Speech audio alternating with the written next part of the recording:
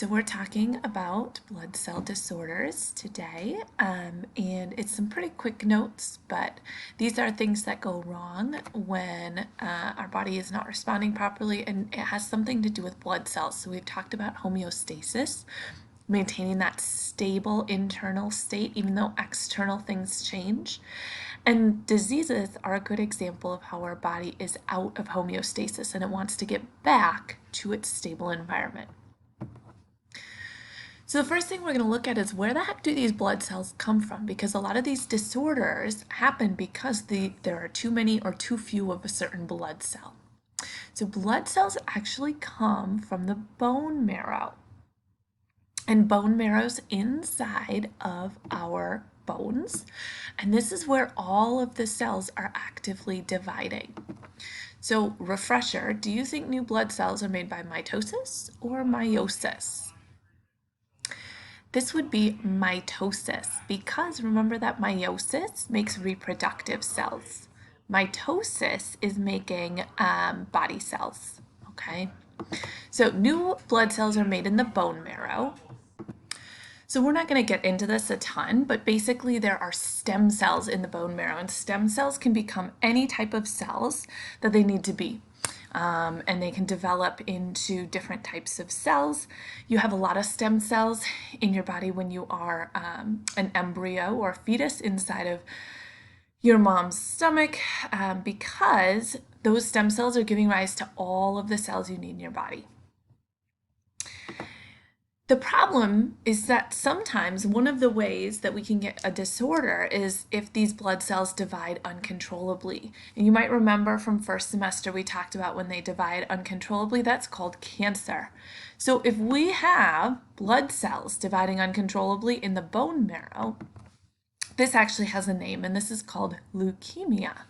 We're going to write this in our little chart in a second. But leukemia is cancer of the bone marrow. And if you take a look at these pictures, normal blood has a lot of red blood cells. These are all different types of white blood cells, so only a few of those. You'll see in the leukemia picture, we have a lot of these really big abnormal white blood cells. So we're going to go ahead and we're going to fill this in our chart. In your chart, you've got cancer of the bone marrow, many white blood cells formed, but only a few are functional. This is what happens in leukemia.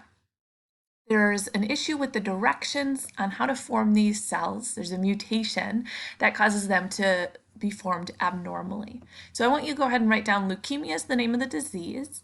Some of the symptoms, well, imagine if your white blood cells, remember those fight infections? If those aren't working right, you would have a lot of infections. You would have a lot of fevers. You'd get sick really often. So those are some of the symptoms.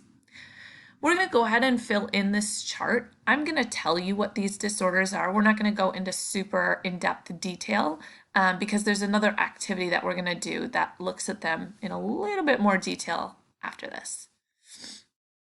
So the next one, low hemoglobin. Remember that hemoglobin is in red blood cells and it carries oxygen. So if we don't have enough hemoglobin, we can't carry oxygen and we also can't make our red blood cells. This is called anemia.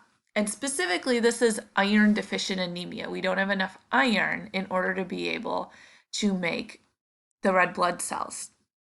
Now, if we can't carry a lot of oxygen, we don't have a lot of red blood cells, we're going to be really tired. And we're going to be lightheaded. So those are the symptoms there. Two more we're going to go over. The next one, don't have enough platelets. Platelets are involved in clotting. This is a really, really big fancy word. The reason it's this big fancy word is because the fancy word for platelet is a thrombocyte. Okay, you don't need to know that. But thrombocytopenia is when there's too few platelets produced, and if there aren't enough platelets, you're going to be bleeding, okay? So too much bleeding. And then the last one we've talked about a little bit, but the red blood cells are misshapen. They're half moon shaped, and this is sickle cell anemia. Sickle is the name of that half moon shape. And if you've got sickle cell anemia, you do have some fatigue because your red blood cells aren't correctly made.